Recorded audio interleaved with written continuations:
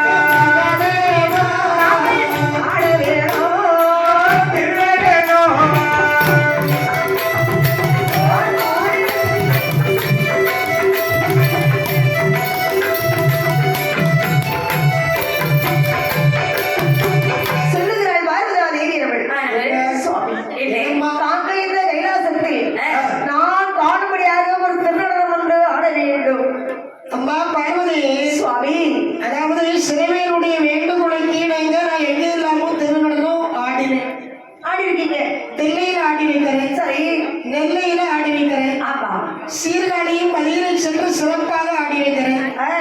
மதுரையில ஆடி வைக்கிறேன்.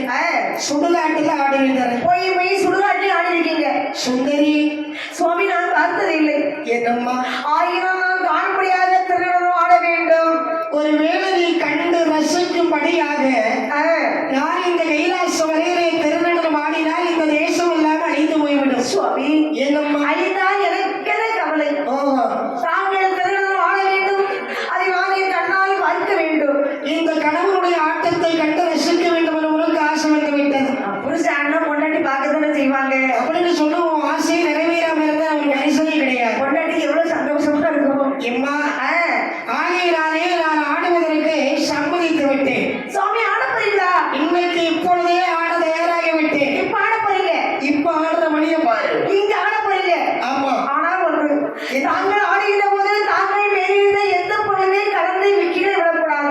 அப்படி ஒருவேளை கலந்த கீழே விழுந்து விட்டதையானால் ஆட்டத்திலே எங்களிடத்திலே தோற்றதாக அர்த்தம். அப்படியா? இது வேறு நிமித்தம் ஒன்று இருக்கிறதோ?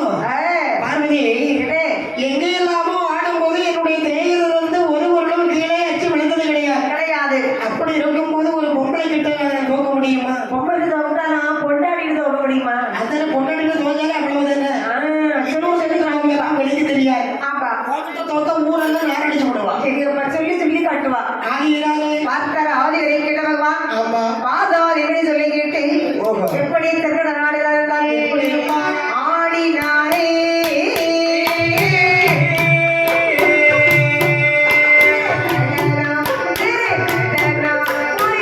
ஆடினாரே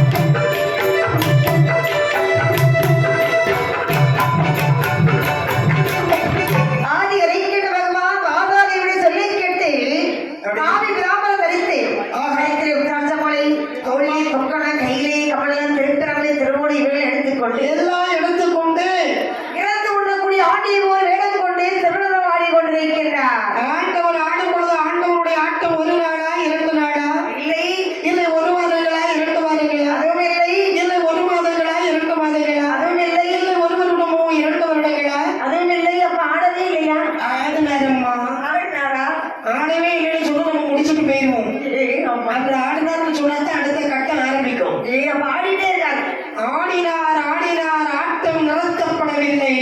அப்பா ஆண்டவன் ஆடும் பொழுது ஆண்டவன் மட்டும்தான் ஆடினார் என்று நினைக்கின்றீர்களா? இல்லை, அகில உலகமே அசைந்து ஆடி கொண்டிருக்கிறது.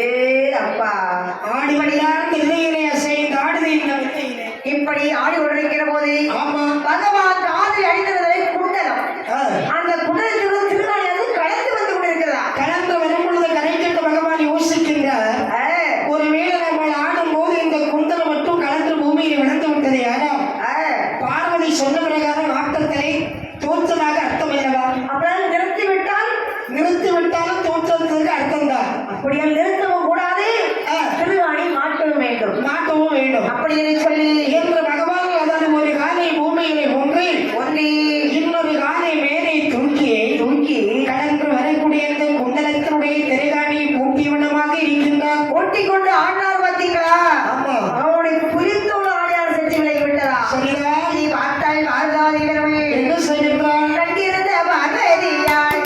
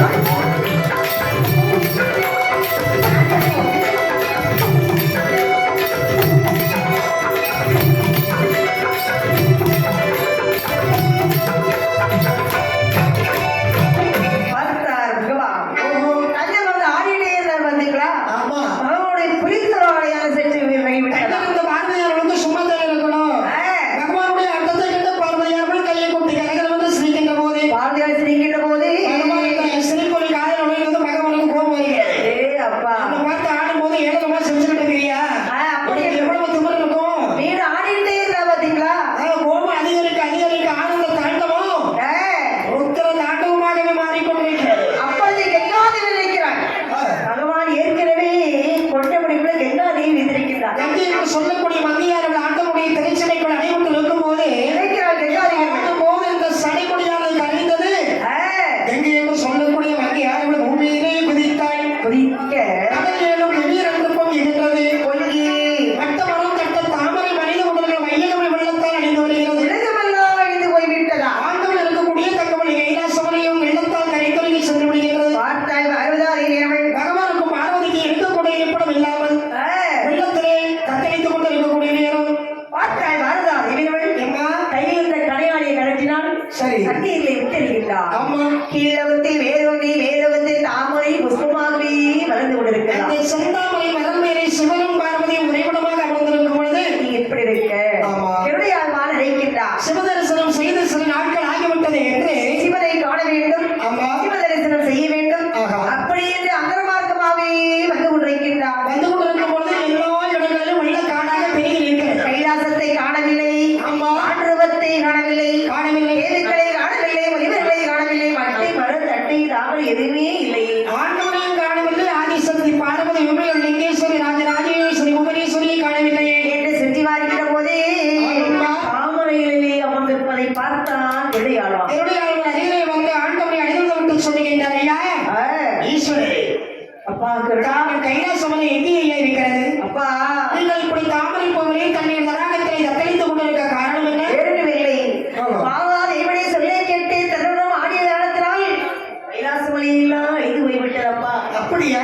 ஆகினார் ஏதோ நீ எனக்கு ஒரு உதவி ஒன்று செய்ய வேண்டும். உங்களுக்கு உதவ வேண்டும் என்றுதானே அங்கிருந்து மறந்து இங்கு வந்திருக்கிறேன். இந்த உலகத்தில் அழிந்த பொருள் போக சரி அழியாத மெய்ப்பொருள் எதுவாகினாலும் உண்டாகினால் கண்டு பார்த்து எடுத்து வாடா என்று வார்த்தையை கேட்ட போது என்னுடைய ஆழ்வார் அந்த இடத்துல மன்னனம் பறந்து சென்றேன். அந்த கடலிலே பார்க்கக்கூடிய சமயம் பறந்து சென்று வாழ்க்கையிலே சென்று வாழ்க்கிற போது அங்கே சுரபாத்திரம் வந்து விதைக்க கண்டான். சுரபால் நகர்த்தான் கொளுத்தி எடுத்தான். கரைக்கிடர் முன்னே கொண்டு வைக்கின்றார். பார்த்தார் பகவான் பாத்திரத்தை திறந்து பார்க்க பாத்திரம் வந்து அங்கே உள்ளே இரு அறைகள். யாரும் உட்கார்ந்து இருக்கிற ஒரு அறையிலே ஒரு ஆணும் இன்னொரு அறையிலே ஒரு பெண் அமர்ந்திருக்க. இந்த பெண்ணு குருட்டுக்குள்ளே முடிச்சுக்கிட்டு இருக்கா. உள்ள ஒரு விஷயம் யாருக்கும் தெரியாது. பார்த்தார் பகவான். ஆமா ஐயா தாங்கள் யார்? நான் தானே. ஆமா நான் தான் வள்ளுவ திருமகள். இது யாரு? இது என்னுடைய மகள் திருமகள். திருமகள். ஆமா. ஐயா இதுவரைக்கும் உங்களுக்கு மகளாக இருக்கலாம். சரி. இனிமேல் இவளை நீங்கள் தாரமாக ஏற்றுக்கொள்ள வேண்டும். ஐயா அது என்னால முடியாது ஐயா. ஐயா புதிய உலகத்தை படைக்க வேண்டியானால் கணவனும் மனைவியாக வாழ வேண்டும். ஓ அடுத்த யுகம் ஒன்று ஆரம்பிக்கும் போது பழையதெல்லாம் நாங்க மறந்து புது வாழ்க்கை ஆரம்பிக்கணும்னு சொல்றீங்க. அதான் சொல்றாங்க. எங்களுக்கு ஞாபகம் இருக்காதுல்ல. தாயும் மகளுமாக தார முரண்டான கதை. சரிதான். ஆனால் கள்ளவர்மன் அமர்த்தி விட்டு ஒரு ஜென்மத்துல ஒரு பிறவியா இருந்தாலும் அடுத்த ஜென்மத்துல யார் யார் எப்படி இருந்திருப்பான்னு தெரியாது. இப்ப நீ இப்ப ஆம்பளையா இருக்கிற. மூணு ஜென்மத்துல மும்பையா இருந்திருப்பேன். அடுத்த ஜென்மத்தில் ஒரு ஜென்மத்துல இவருக்கு பொண்டாட்டியா இருந்திருப்பேன். அடுத்த ஜென்மத்துல யாருக்காவது ஒரு திரு பொண்டாட்டியா போகத்தான் போகுது. இப்படித்தான் மாற மாற யுகங்கள் மாற மாற ஒவ்வொன்றும் தனித்தனியே நடந்துகிட்டு இருக்கும். இப்ப இந்த யுகத்துல தாயும் மகளுமாக தந்தை மகளுமா இருக்கிறாங்க இல்லையா. அடுத்த புதிய உலகத்தை விட்டு பண்ணும் போது கணவனும் மனைவியாக வாழணும். இதான் உலகம் இருக்கு. கிடையாதவனை சொல்லுகின்றார் பகவான். என்னம்மா சொல்லுங்க. இன்னொரு உதவி என்ன செய்ய வேண்டும்? நான் உதக மண்டலத்தில் இருந்து கைத்துனாய பாலாளி மன்னனை அழைத்து விட்டு வர வேண்டும். பார்க்கடலிலே வாசம் செய்யக்கூடிய பார்க்கடல் வரந்தாமல் நீங்க சொன்னதாக வரவழைக்கணும். ஆகட்டும் என்று பார்த்தார் கிடையாதான். என்னம்மா பறந்து சென்று பார்க்கடலில் சென்று பார்க்கின்ற போது பகவான் 1000 மணாமணி அறத்தின் மேல் தெற்கே திருமணியின் வடக்கே காலம் மேற்கு மறுமாகவே எத்தனை செய்து கொண்டிருக்கின்றார். அதாவது இந்த உலகத்துல என்னென்ன நடக்கிறதோ என்னென்ன நடந்து கொண்டிருக்கிறதோ இது என்னென்ன நடக்க போகிறதோ அத்தனை அறிந்த அந்த ஆதவனும் ஆயவன் ஒன்றும் தெரியாதது போல அப்படி உறங்குவதும் பாசாங்க செய்து கொண்டிருக்கின்றார். திருடியாழ்வான் வருவதை அறிந்தும் அறியாதது போல் தூங்குறார். சரிதான். இறைக்கின்றான் திருடியாழ்வான். ஆமா. கைதுள்ள நிற்கிறார் கலக்கி விட்டு விடுவார். மெய்துள்ள நிற்பதார் வதனப்படுவார் பெருமாளை. அப்படி என்று சொல்லி சிறகால நீரை கோரினான். கோவிந்தன் மேலே தூவினான். கும்பிடு நிற்கின்றான் திருடியாழ்வான். வைத்தாரே பெருமாள். ஆமா. கருடா எதையா கடலுள் தான் முங்கி விட்டதா? இல்லை கடகு முடி நகர்ந்து விட்டதா? ஒன்றுமே தெரியாது. அதுவும் 16 அடிமுறைக்கு போய்விட்டதா? அதுவும் அறியறையா. இவ்வளவு அவசரமாக பக்கத்துல நிற்கிறியப்பா. அம்மா காரணம் ஏனோ? இதை பாருங்கள் மாயவனே. அதாவது உங்களுடைய அத்தான் சிவபெருமான் உங்களை உடனடியாக அழைத்து வரப்படி இடத்திலே கட்டளை விட்டார். எங்க அத்தா அழைச்சிட்டு வர சொன்னாரு. அழைக்குவதற்கேன்னு சொல்றியப்பா. அம்மா எனக்கு வாகனம் எங்க இருக்கிறது? இதை பாருங்களையா. உங்களை சுமந்து செல்வதற்காக அருமையான ஒரு வாகனமாக சமைந்து வந்திருக்கிறேன் அப்படின்னு சொல்லி அம்மாவுடன் மதியிலே ஆரோக்கிய அடைந்து கொண்டு கொண்டு பெருமான் ஆதி வரைக்கும் என்னத்தான் ஆச்சு? செவனே தூங்கிடுது அத்தா. என்னை ஏன் தான் அழைச்சிங்க? சிவனேன்னு நீங்களும் தூங்கிடுங்க, நானும் சிவனேன்னு தான் இருந்தேன். இது யாரு? இது என் தங்கச்சி. உங்க பொண்டாட்டி தங்கச்சி எனக்கு பொண்டாட்டி. ஆமா. இன்னைக்கு தான் சொல்றீங்க என் பொண்டாட்டி. ஆமா. என்னைக்கு நீங்க சொல்லணும். என்னைக்கு சொல்றது? என் தங்கச்சி உங்க பொண்டாட்டி. அதாவது உங்க தங்கச்சி என் பொண்டாட்டி செஞ்ச வேற என்ன தெரியுமா? என்ன செஞ்சா? சிவனேன்னு இருந்த என்ன பார்த்தா ஆடுங்கன்னு சொல்லலாம். புருஷனை தானே ஆட சொல்லலாம். புருஷனை தான் ஆட சொன்ன. பொண்டாட்டி ஆசையை தீர்ப்பது புருஷனுடைய கடமை இல்லவா? ஆசையை தீர்க்கும் போதே நான் சொல்லிட்டேன். எம்மா உன்னுடைய வேண்டுகோளும் கிடைக்க நான் திருநூறு ஆடினால் இந்த தேசம் எல்லாம் வெள்ளத்தால் அழிந்து போகும். அதனால ஆட மாட்டேன் இந்த சொல்ல மறந்துன்னு சொன்னேன். சரி. பிடிவாதக்காரி கேட்பாளா? என் தங்கச்சி ஆசைப்பட மாட்டா. ஆசைப்பட்டா அடையாம விட மாட்டா. நானும் கூட அடந்துடலான்னு சொல்லி ஆடுவதற்கு சம்மதித்து விட்டேன். அப்படி ஆடலாம் என்று நினைக்கும் போது ஒரு நிபந்தனையும் போட்டா. எப்படி? நீங்கள் ஆடுவது எதில்ல ஆடும் போது உங்களுடைய தேகத்திலிருந்து ஒரு பொருளை வச்சு பூமியிலே விழக்கூடாது என்று ஒரு கடுமையான நிபந்தனை. போட்டி இருந்தாதானே விளையாட்டுல சுறுசுறுப்பு இருக்கும். சுறுசுறுப்பு இருக்குன்னு சொல்லி நானும் பந்தயத்துல ஒத்துக்கிட்டேன். ஆடும் போது என் குண்டலம் கலந்து வந்தது. இந்த குண்டலத்தை பார்த்தேனே தவிர நான் என்ன செய்யறது? கலந்து வரக்கூடிய குண்டலத்துடைய திருகாணியை கூட்ட வேண்டும் என்று சொல்லி ஒரு வேலை பூமியில் 3 மணி வேலை வேலை தூக்கும் போது என்ன கண்டாலும் பார்வதி ஐயோ கையை கொட்டினால் கரகனோடு சிரித்து விட்டாள். அப்படியா? இவர் சிரிக்க கண்டி என்று சொல்லக்கூடிய மங்கையான ஒரு பூமியிலே பொங்க கடல் ஏலம் குபீரென்று எழும்ப முகமே அடைந்து விட்டதம்மா. அத்தா என்ன செய்ய வேண்டும்? என்ன செய்யணும்? 10 முடி எடுத்து கண்ணுல போட்டு விடு. அதான் நான் என்ன செய்ய வேண்டும்? என்னய்யா? அதான் நீங்க கீழே வந்து உங்க தங்கச்சி இருக்காளே வந்திருக்கேன். கீழே தான் தங்கச்சி இருக்காளா? அங்கே சென்று ஒருபடி குங்குமம் வாங்கி வர வேண்டும். சரி ஐயப்பா, ஐயா. தாய் பெருமாள் லோகம் செல்க தாமரை தலை வழியாக சுரேசரிய வேட்டுவாளி ரூபம் கொண்டு லோகத்தில் வந்து மந்திரகதியை அழைக்கின்றார். ஏம்மா, மந்திரகவி? அது யாரு? அண்ணன் அறிவிரி நாராயணரா? ஒன்று பார்த்தது மந்திரவாதி மந்திரவாதி ஞாபகமா இருக்கு. அண்ணா உன்னுடைய அண்ணனுக்கு அண்ணன் வந்திருக்கிறேன்மா. எதுக்கா வந்திருக்கிறோம்? என் தங்கச்சியை வந்து எத்தனை வருஷக்காரமாச்சு? அப்பா அந்த நெருங்கு ரொம்ப கொடுக்கூடாதா? அப்படியா? ஏம்மா, அண்ணா அண்ணன் எதற்காக வந்திருக்கிறேன் தெரியுமா? எதற்காக? அழிந்து போல் இந்த உலகத்தை புதிதாக படைக்க வேண்டும் என்று சொன்னால் உன்னுடைய கையிலாரி ஒருபடி குங்குமம் வாங்கி செல்வதற்காக வந்திருக்கிறேன். அப்படி ஆகட்டும் என்று சொல்லி ஆமா. தன்னுடைய மந்திரத்தை உச்சரித்து வலது கையினால் ஒருபடி மண்ணை வாரி சரிதான் வலது இடத்திலே கொடுக்கின்றாள். வாயும் வலது இடத்துல வாங்கி பிறகு யோசிக்கின்றார். என்ன?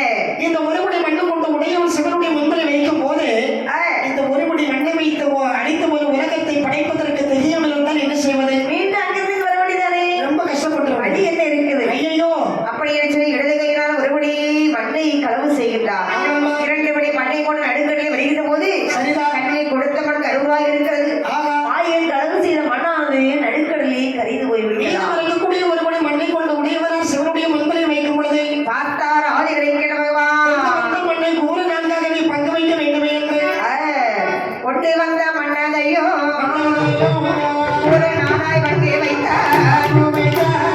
6 மங்கை மண்ணடிக்க குறிப்பிடுமா கைலாசோ ஒரு வெங்கி கைலாசோ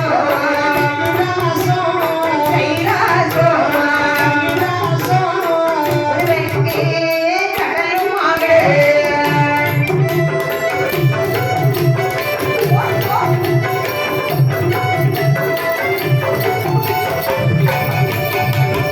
அரைவங்கி மலையுமாக ஒரே வங்கி பூமியுமாய் மந்தோட மந்தோடே வாய்மையுடன் உதித்திடமா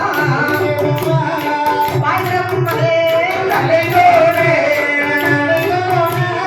தலையோடே பையன் சிவனா கைதிருந்தாரே.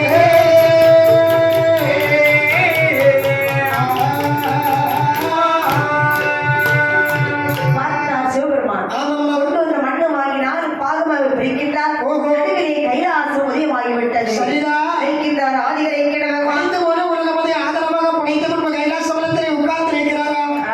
அப்படி கைலாச மலையில் அமர்ந்திருக்கக்கூடிய நேரத்திலே நினைக்கின்றார் புதிதாக தோன்றிய தங்கமணி கைலாச மலையை தூத்து சுத்தமாக வைத்திருக்க வேண்டும் என்று என்று நாசியின் வழியாகவே ஒரு பெண்ணை பிறவி செய்கின்றார். தேவி செய்த பெண்ணுக்கு சந்ததி என்ற வேதாமத்தை கொடுத்து தங்கமணி கைலாச மலையில் வளர்ந்து விடக்கூடிய நாளையிலே 12 வருட காலம் ஆமா தூத்து சுத்தம் செய்து வருகின்றாள். 13வது வருடம் வரைக்கும் காலகத்தை அனுப்பி வைக்கிறார்கள். சண்டை ஆண்டவர் இந்த சண்டத்தையும் விட முடிகின்றார். மனமடைத்து வாழ்ந்து வருகின்ற போது ஆமா. ஆண்டவன் அருளால் வயிற்றிலே கர்ப்பமானது அமிர்திருக்கின்றதா. கை உருவாகி 4 மாத காலமாக இருக்கிற போது ஆமாம்மா. சண்டல் விதிவசத்தால் இறந்து போய் விடுகிறான். சண்டல் விதிவதத்தால் இறந்த பொழுது இந்த சண்டத்தியார் அவளது கருவுருவாக வளர்ந்து வளர்ந்து மாதங்கள் தெரிந்திருக்கார். 10 மாதமேந்து ஒரு சூரிலே 7 ஆண் குழந்தையை பெற்றெடுக்கின்றாள். அடுத்த ஆண் குழந்தைகளுக்கு எப்படி அம்மா பேரமத்தை கொடுக்கின்றாள்? தக்கல் தொக்கல் ஆமா. இரும்பல் கருப்பல் சரீகரன் சம்பகரன் தாரதன் ஈரமஞ்சதான் 7 குழந்தை வளர்த்து வருகின்ற போது 7 வயதில் பருவத்தை அடைகின்றார்கள். ஆமாம்மா. கல்வி சாலைக்கு அனுப்பி வைக்க ஆஹா. பார்த்தார் வாத்தியார் சொல்லிக் கொடுப்பதை படிக்காமல் ஏற்குமாற பேசுறான் பாத்தீங்களா? வாத்தியார் அப்படிலாம் பட்டி பக்காய் என்று அடிக்கின்றார். அப்பனெல்லாம் பட்டி மக்கா என்று அடித்த பொழுது பார்த்தார் நாதன் ஓடோடி தாயிடத்தில் சொல்லுகிறான். ஏதம்மா அம்மா எங்களுக்கு அப்பா யார் என்று தெரிய வேண்டும். இத பாரப்பா, உலகம் வரைய உங்களுடைய தந்தை சண்டனாக இருந்தாலும்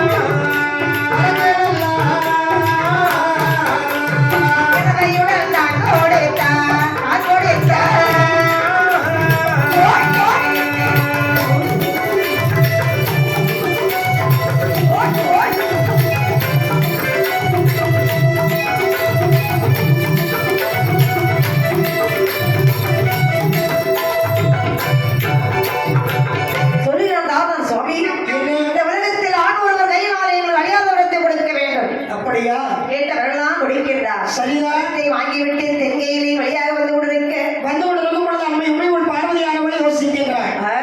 அதாவது ஆடவர் கையால் அழியாத வரத்தை வாங்கினானே இந்த தாரிகை. ஆமா அப்ப பெண்ணால் இந்த உலகத்தில் என்ன சாதிக்க முடியும்னு சொல்லி ஏழனவர் நினைச்சிட்டானே. நினைச்சிட்டான். இந்த உலகம் ஆவது பண்ணாலே அழிவது பண்ணாலே என்ற வாசகத்தை அடியோடு மறந்து விட்டார். அப்படி ஒரு பெண் நினைத்தால் ஒரு ஆடவரை உருவாக்கலாம் அழிக்கவும் முடியும் முடியும். இல்லையா? ஆமா. ஆகையால் பெண்ணுடைய பெருமை இந்த தாரிகளுக்கு எடுத்து காட்ட வேண்டுமே என்று அப்பா தாருமார்களே எங்க இருந்து எங்க போறீங்கப்பா? இது யாரும்பா? நான் பார்வதாதேவி வந்திருக்கிறேன். பார்வதா தேவியா? அப்படி என்று பார்வதா தேவியை பெண் என்று சொல்லி அவமானப்படுத்துகின்றார் இந்த தாரிகாசுரன். ஓடி இச்சை கட்டவில்லை என்று பேச ஆமாப்பா. சொல்கிறார் பார்வதாதேவி அவள். ஓஹோ. அதாவது பெண்கையினால் பொடிவிடுவாய் தாகனே சரிதான். சாபத்தை கொடுக்கின்றார். சாபத்தை வாங்கிவிடுது ஆனந்தமாக 7 பேர்களும் ஆமாம்மா. 7 கடலுக்கு அப்பால் சென்று இருபால் கோட்டையிட்டு ஆண்டு வருகின்றார். ஆண்டு வரக்கூடிய நாளையில் இந்த தாரிகளாக செய்யக்கூடிய நட்டுணியங்களை கொடுக்க முடியாமல் ஒருக்க முடியாமல் தேவாதி தேவர்கள் எல்லாம் வந்து ஆதை இறையிட்டு பகவானிடத்தில் சென்று முறையப்படும் பொழுது இந்த தாரிகளுடைய தலையறுத்து வர வேண்டும் என்று சொல்லி 7 கன்னிமார்களை பதிவு செய்தார் எம்பெருமான். 7 கன்னிமார்களும் தாரிகளுடைய எதிர்த்து போர் செய்ய முடியாமல் அவரவர்கள் தலைகளை சென்று உறைவிடமாக இருக்கும் பொழுது அப்படி சொல்கிறார் பாரதாதேவி அவள். ஆமாம்மா. பாதனை நிறைவேறிக்க வேண்டுமையானால் ஆமா. ஒருக்கு அலங்காரி ஒருக்கு அலங்காரி கொடியாய் பத்திரகாரி ஓடியா. ஓடி, ஓடி.